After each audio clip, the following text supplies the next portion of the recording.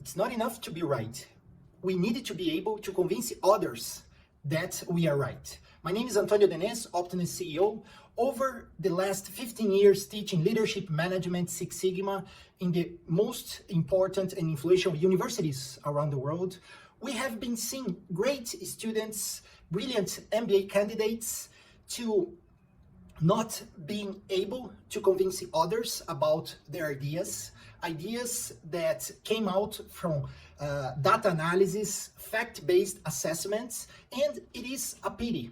The first time I saw this quoting was from the great scientist, Neil deGrasse Tyson, who said, "It's not enough to be right, we need to be effective." What he was telling in a lecture about persuasion, that one thing is to have the facts that prove we are right, that prove we should take a certain course of action. So this is one wing of the bird, or one side of the coin.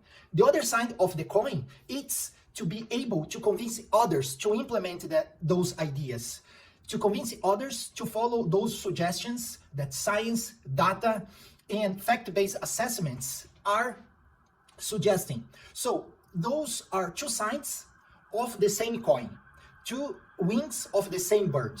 Why it's so important to convince others? Because the results come from implementation, and implementation passes through we being able to convince others to adopt our suggestions. Even Steve Jobs fell prey of this phenomenon. People say that once an important employee of Steve Jobs suggested him a recommendation that he didn't adopt. Sometime later, Steve found out that suggestion was very good. He got mad of his employee, came back to him and yelled at this employee saying, "You didn't convince me about your idea. You failed in doing your job." That's Steve Jobs, the great Steve Jobs. So folks, it's not enough to be right. We need to be able to convince others to implement our recommendations. So folks, besides that, influence and persuasion are important for two other reasons. Number one, it's because influence and persuasion, the capacity to make others to change, to follow our suggestion, it's what release the full power of our technical skills. Nowadays, skills are divided in two big blocks. One hand are technical skills or hard skills, such as coding, engineering, accounting, finance, all technical stuff that we study on universities and masters around the world. So these are hard skills. On the other hand, we have soft skills. For example, communication, emotional intelligence, influence, persuasion, productivity, time management, organization skills, all examples of soft skills. So soft skills, folks, are the trigger to release the full power of our technical skills. What is the point to make a great design of a new building or a new software if we are not able to convince others to buy it or to implement it?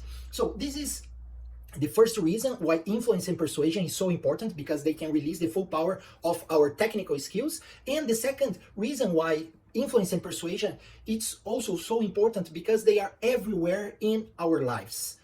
Research says that we make 5 to 8 big influences every day in our life, in our job, with our colleagues, with our friends, with our family. So influence and persuasion, it's important everywhere.